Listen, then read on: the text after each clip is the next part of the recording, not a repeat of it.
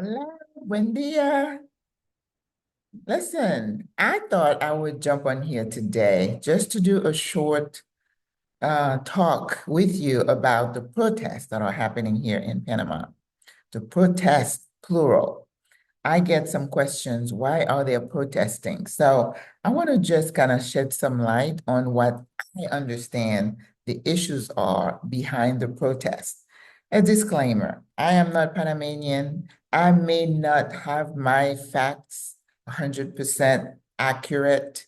I'm getting my information from what I read in the news, from what I watch, and that's a disclaimer. So if I say something that is not totally accurate, I know there are Panamanians who watch my videos, and there are a couple in my comments who are always holding me accountable, say, that's not quite right. I welcome that feedback because I am not 100% sure of what I'm saying, but I am coming to you based on my observation and what I read in the news. All right, now that's out there. Okay. So if you are interested in finding out what is happening, just make sure you like the video, share, and subscribe, okay? All right, this is your sis. I've been living here, I'm Maggie, been living here over 2 years now, and I think I have an idea of the pulse of the country. Panama, you hear a lot, has a history of protests. This is a constitutional republic. The people are very engaged and they're very passionate. They love their country, and they know what I want. So you have democracy, people have freedom of speech, you have a multi-party system of government.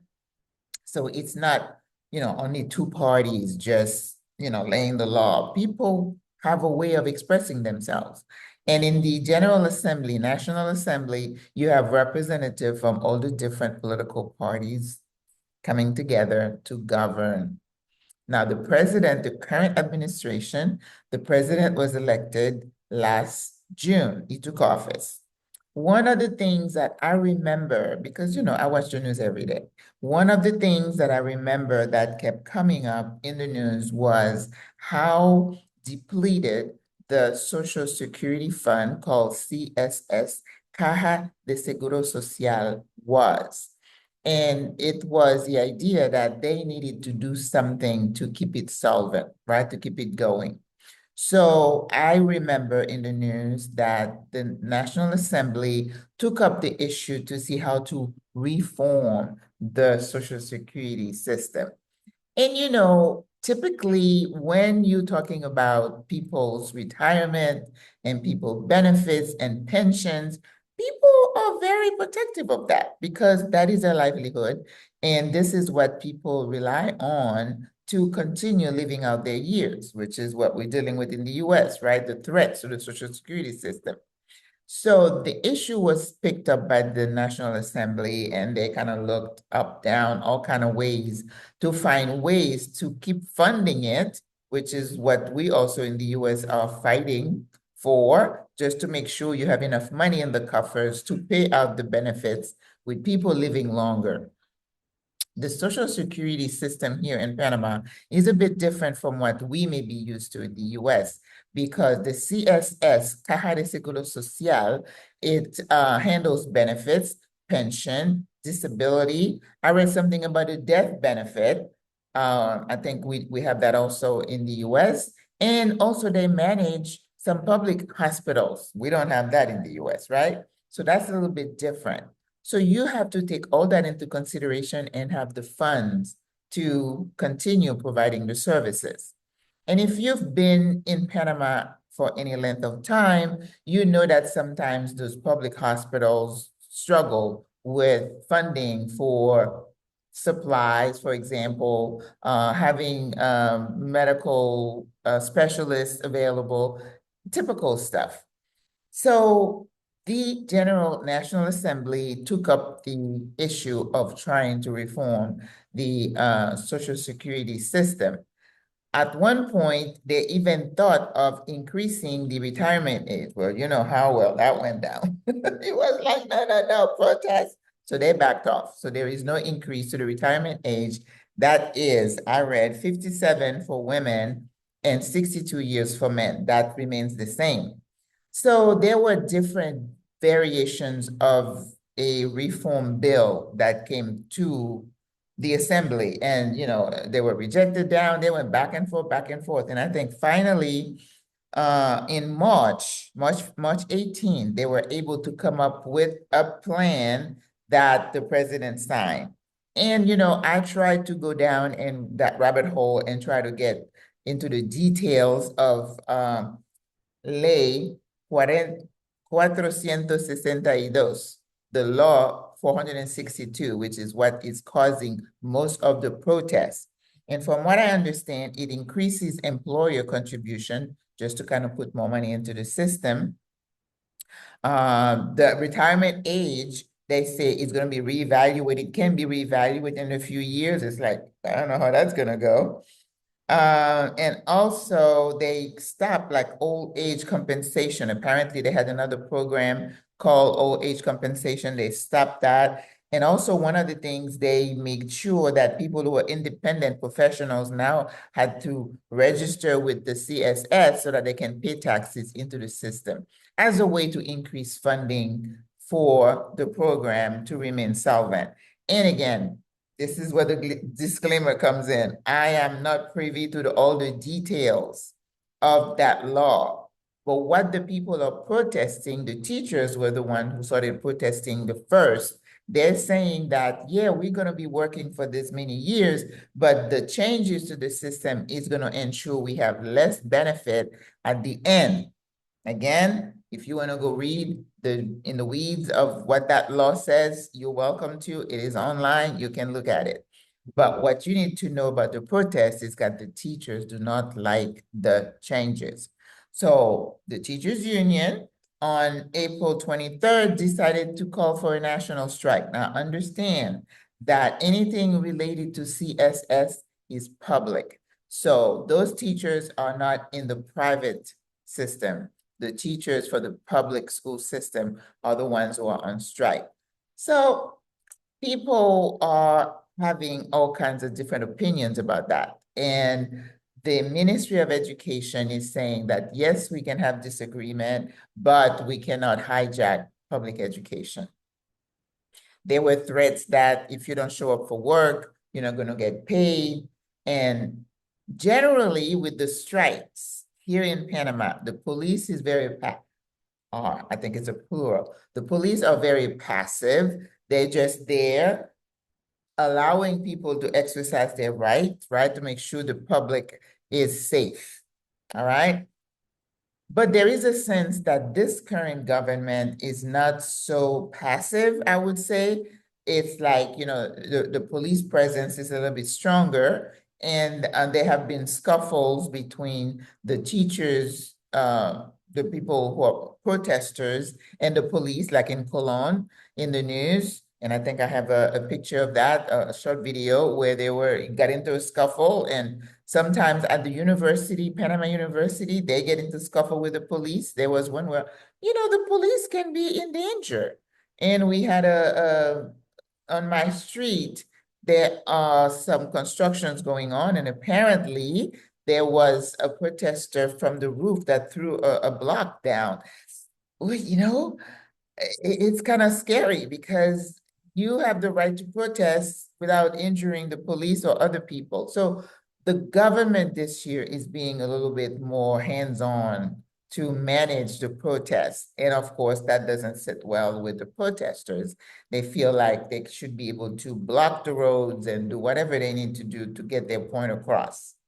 And I remember a few years back when the indigenous folks were protesting, and they blocked the Pan American Highway and the trucks couldn't come down. So if you got to that point, you had to turn around. And the Pan American Highway is the major, highway that runs through the whole country. So there was a lot of disruptions in terms of food coming from the Chiriquí area, gas trucks and stuff. So things can happen, right? Okay, so let's go back to this protest. So April 23rd, the teachers union voted and they're protesting. They have been protesting until today, May the 7th. And apparently they want that law repealed. Whatever changes they made to Social Security system, they do not want. But what is the alternative? How do you keep something funded if you don't make a change? Again, I'm just sharing information. I'm not having an opinion. Disclaimer, disclaimer. All right. So you're enjoying this? Please make sure you like, share, and subscribe. Come on, you know the drill. All right. Now, while the teachers were striking and they're saying you need to get back to work or you're not going to get paid, then Suntrack, which is the union for the construction workers and other workers, that's the one that's been in the streets a lot more. Every so often, they're in the streets. And their complaints are usually general about they're not happy with how the president's doing this.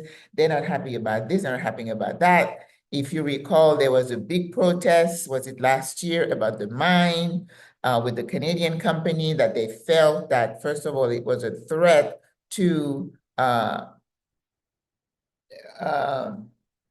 ambient, what is it? To the general health of the climate change. Oh my God, they felt it was like a big contribution to climate change. And then there was some concern about how much money Panama was getting from the deal. So they shut that one down. Okay, so the mine has been closed. Well, Suntrax is saying that the government is thinking of reopening the mine. And of course, they're not happy about that. So they jumped into the protest on April 28th. Now, they were protesting some things about, concerns about the mine. They were protesting the way they feel this administration is more heavy-handed and a little bit dictatorial, if you want to use a strong word like that. And I don't remember the timeline, but they also protested the agreement that was, yes, I think that happened before the 28th, between the US and Panama. If you watch the news in Panama these days, and during the protests, you'll see a lot of signs talking about sovereignty, soberania, they call it. They think that Panama should be sovereign, that we should not be allowing other governments to come and dictate to them how to run their country. So they're not happy with the agreement that was made between the US and Panama, and they feel that that is a threat to their sovereignty. So they're protesting about that. Again, they're protesting about the way they feel the government is kind of heavy-handed. And then they join the teachers in wanting to repeal Ley 462. They don't like that law, they want it gone. Now, to make things even more interesting, on May 5th, May 1st was Labor Day here, Día del Trabajador, okay? Now they say, oh, the doctors, the dentists, and other healthcare workers say, well, this law 462 is going to affect us too. Therefore, we're going to jump on the bandwagon with the other two and join. So the union for the doctors and the dentists and the health technical workers join in on May 5th.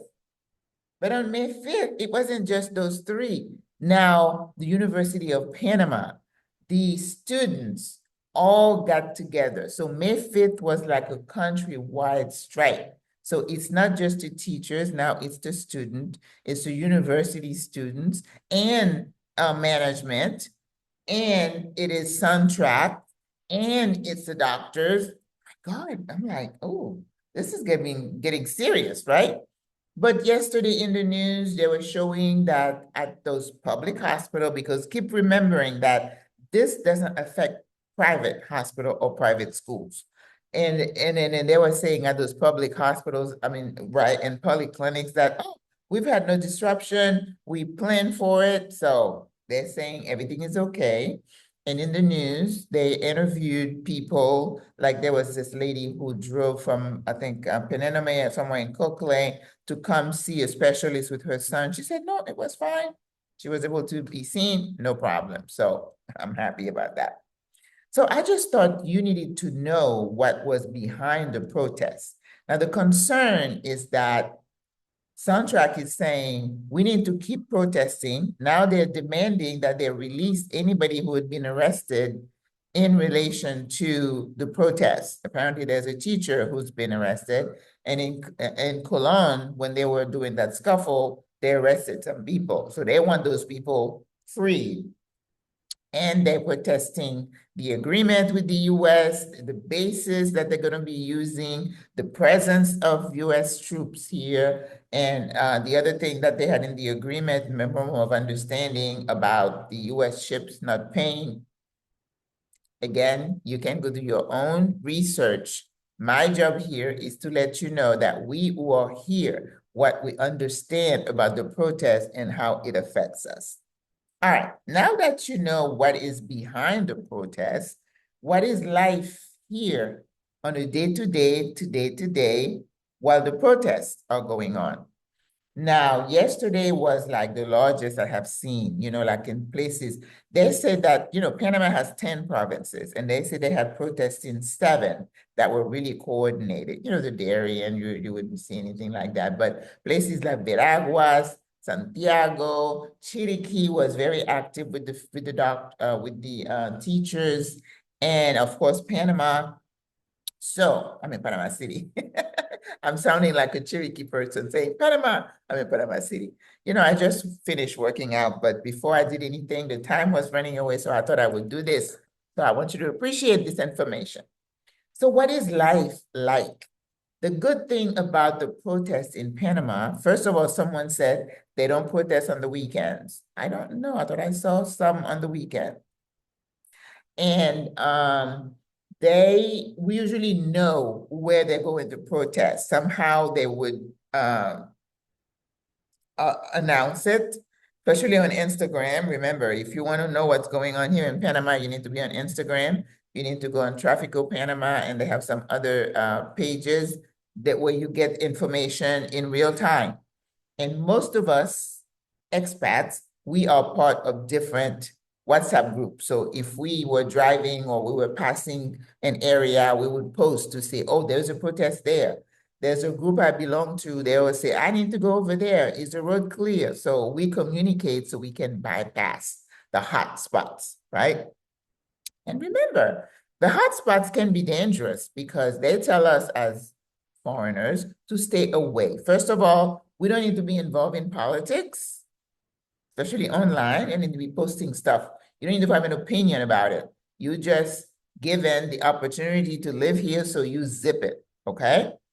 But if you, through no fault of your own, you get into a spot, I would scurve around, like I like to go to Ray on Via España. And if I see they're like by the Iglesia del Carmen, I'm not getting off there. I get off, like at Via Argentina, so I can be away from it.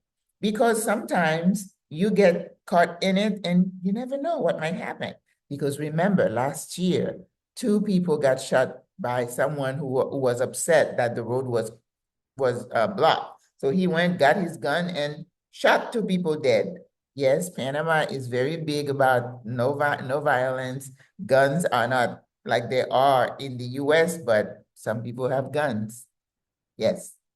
So this person, of course, got justice and everything, but that's unfortunate, for somebody to be protesting and be shot dead like that. That was jarring to me. So you want to stay away. There's a sister who got caught in a tear gas that was being thrown at the students at the university, and it affected her asthma. So stay away. Stay on your WhatsApp group, know where the hotspots are, and stay clear. Another thing that I would say for us here, well, that's going to be with the what to do. The impact on here, traffic, okay, could be diverted, could be disrupted. Of course, on my road here, when I look down and I see that there's a protest, sometimes they block the road, all the lines of cars and buses and trucks just are stuck until they decide to move. Now, the police, again, is trying their best to, clear some road. Someone asked me, what happens if you needed to go to the hospital? Well, that's a good question because a lot of times, if it's a bad emergency, you're calling an ambulance. I would hope that the police would clear out the way for them because I live close to a hospital and I haven't heard that somebody could not get to the hospital because of a protest. But again, I'm not saying it hasn't happened. And of course, a lot of people go into the hospital. We go through Uber because if it's during rush hour, even if there is no protest, you may not be able to get to the hospital in time. But if you get an Uber, they know their way around, so you might be able to get there. So traffic disruption, safety is a concern. With these protests, we have not seen a disruption in the food chain the way we saw it a few years back where the Pan American Highway was shut down and the trucks couldn't come. But I remember 2 years ago when I came, I mean, maybe you couldn't find lettuce, but you find carrots. So, you know what I'm saying? So you kind of make do with what you have. Don't be, oh my God, I can't get my favorite asparagus. You shouldn't do that anyway if you're in Panama. So just go with it. Go with it and just don't make a big fuss, right? So I haven't seen food disruptions.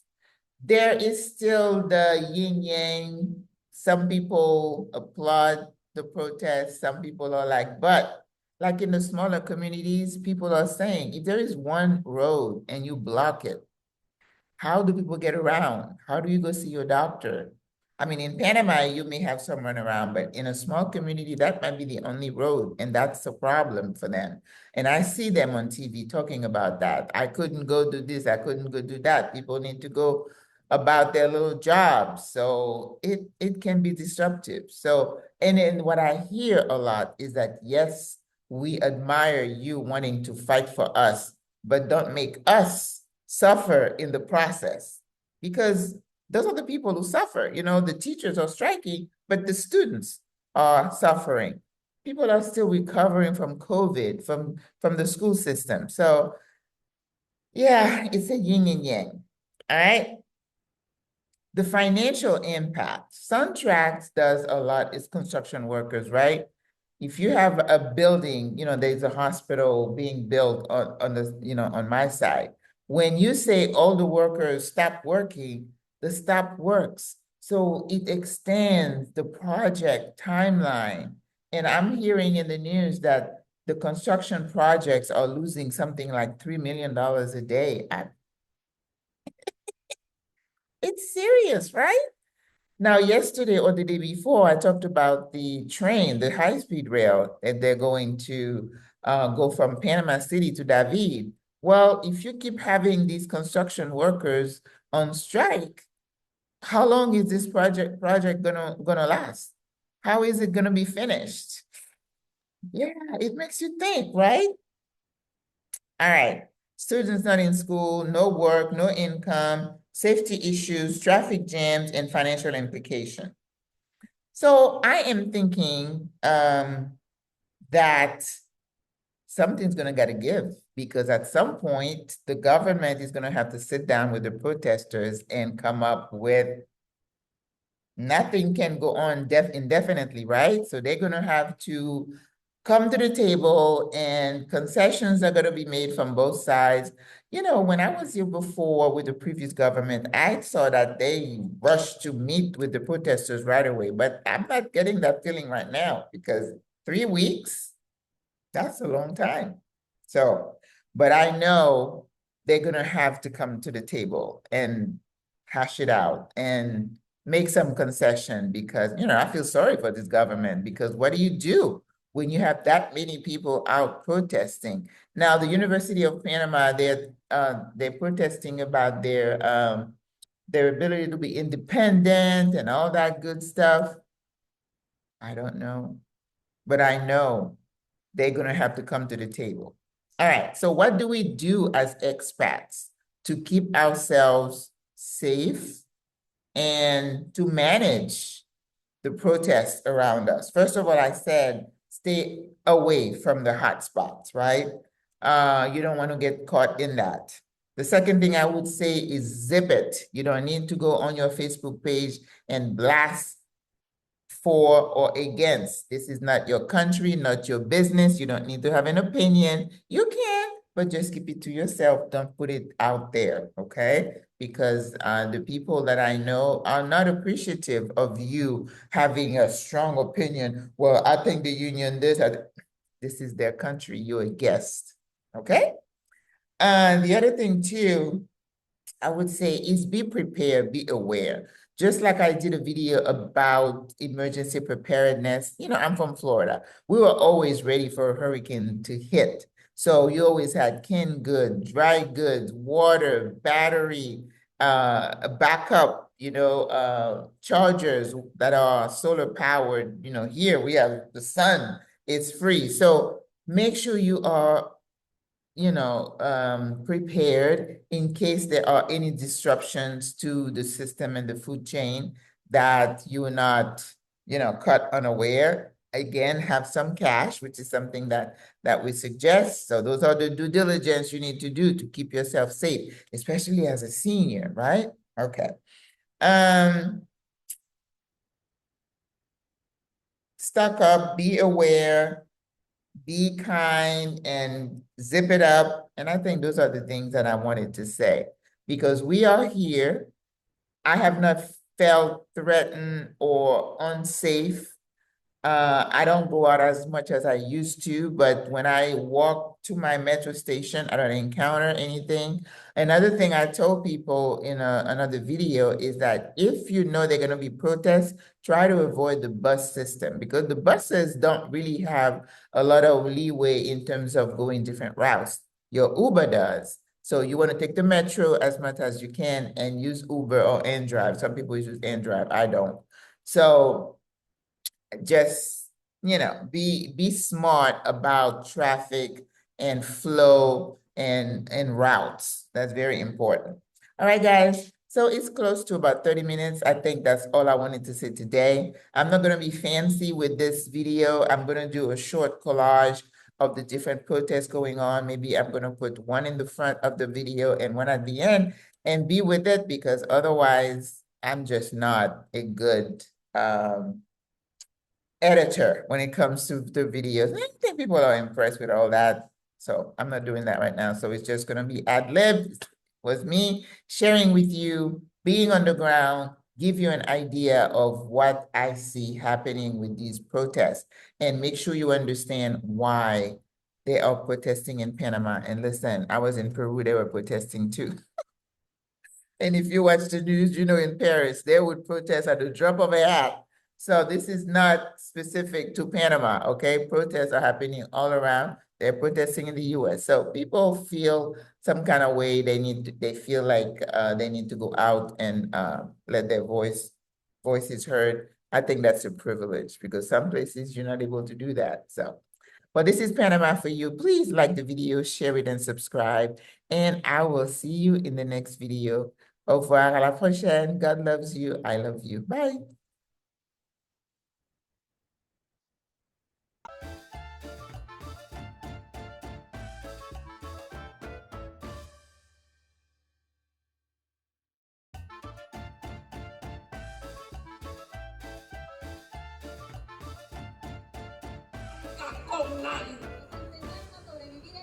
Panamá pierde soberanía con esta mamá.